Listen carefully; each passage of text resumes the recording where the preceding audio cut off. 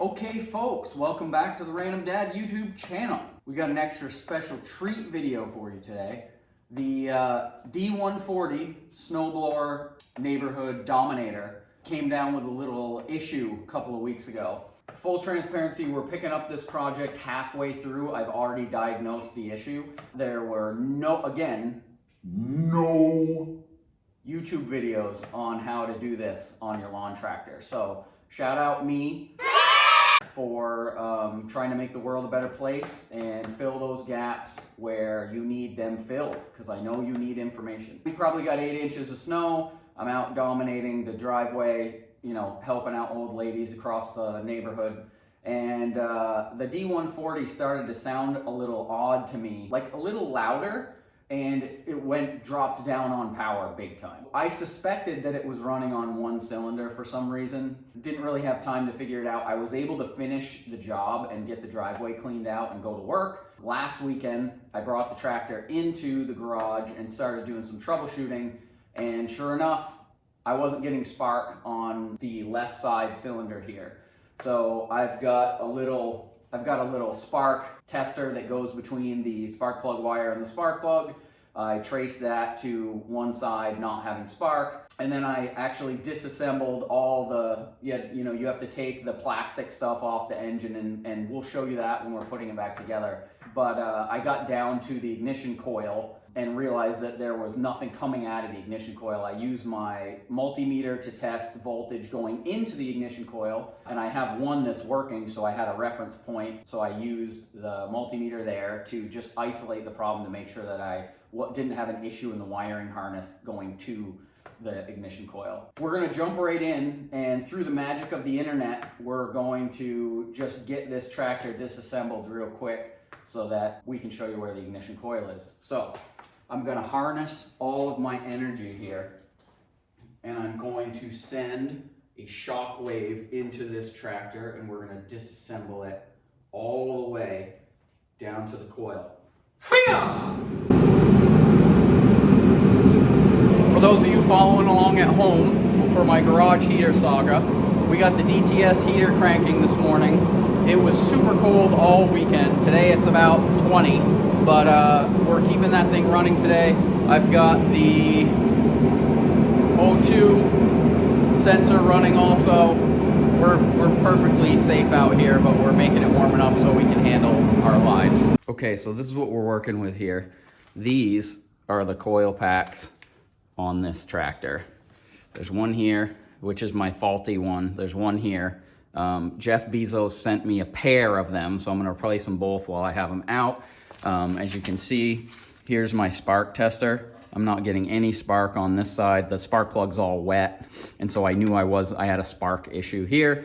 Over here, you can see these are the leads that feed voltage into these coil packs. Can't get this thing to focus, but that's where I tested voltage to make sure that I was getting the proper voltage to the coil pack to, have it do its job. All I've got to do is pop these bolts out and take the coil out. You can see there's a tight tolerance between the flywheel, because there's a magnet on here that comes around and tells this coil to fire to make sure that the timing's right. So I'm gonna pop these two off. I think they're 8mm bolts. We'll bolt in the new parts, and then we'll test it out. Buckle up, let's see what happens.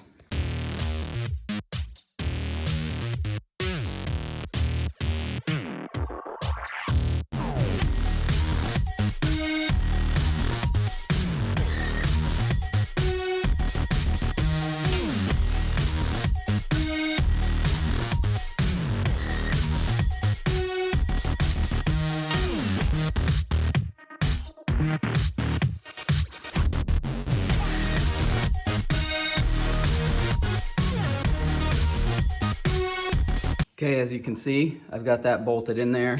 You saw me turn the flywheel to check the clearance right here, because you can see the magnet as it comes around sticks out a little bit further. So you do not want contact there. Before I go any further, I'm gonna turn this baby over and see if we've got spark. I hope we do, otherwise we're back to the drawing board.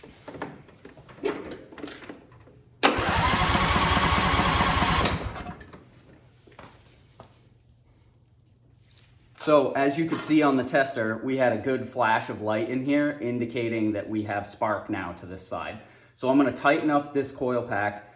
I'm really torn on whether or not I should do the other side. I've got the whole thing apart. I have two of them, but the other side's working fine. I haven't checked on the internet to see if these things typically go. I'm just gonna swap the other side and I'll keep that one for a spare.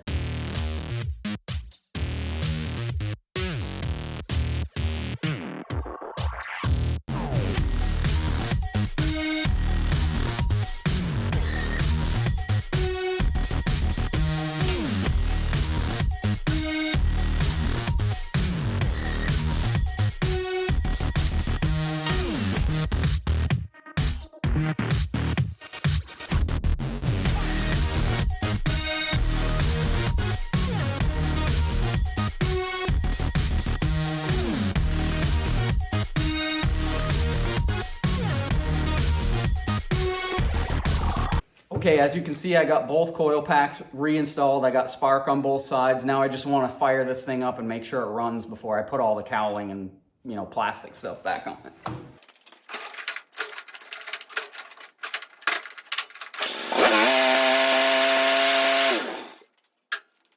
So as you can see, we've got a little ignition switch problem. Maybe we'll do that one in the next video.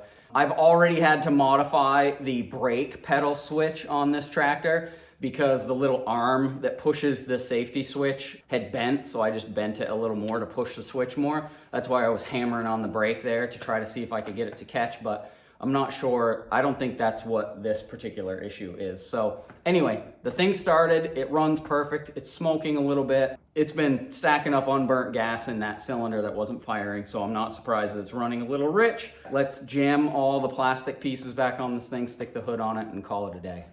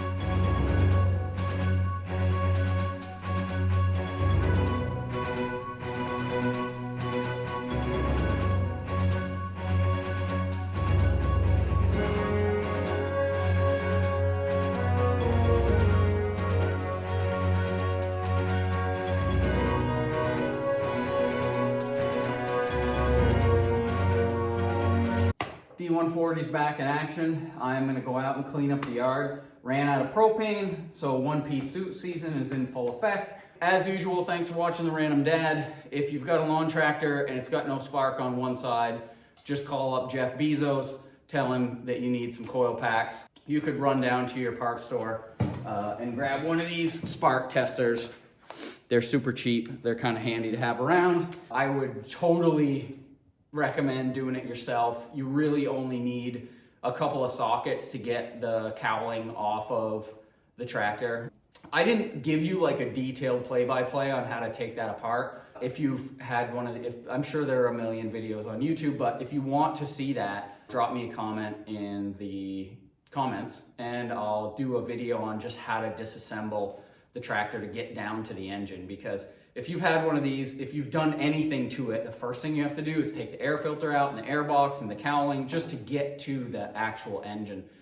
It's actually good to know how to do that too, because you'll periodically get a bunch of acorns and mouse nests and stuff in there, and to clean it out properly, you really have to do that. I may have had another video where I showed how to do that, so I'll do one of those fly-in things. But anyway, leave me a comment, subscribe, tell all your friends about The Random Dad.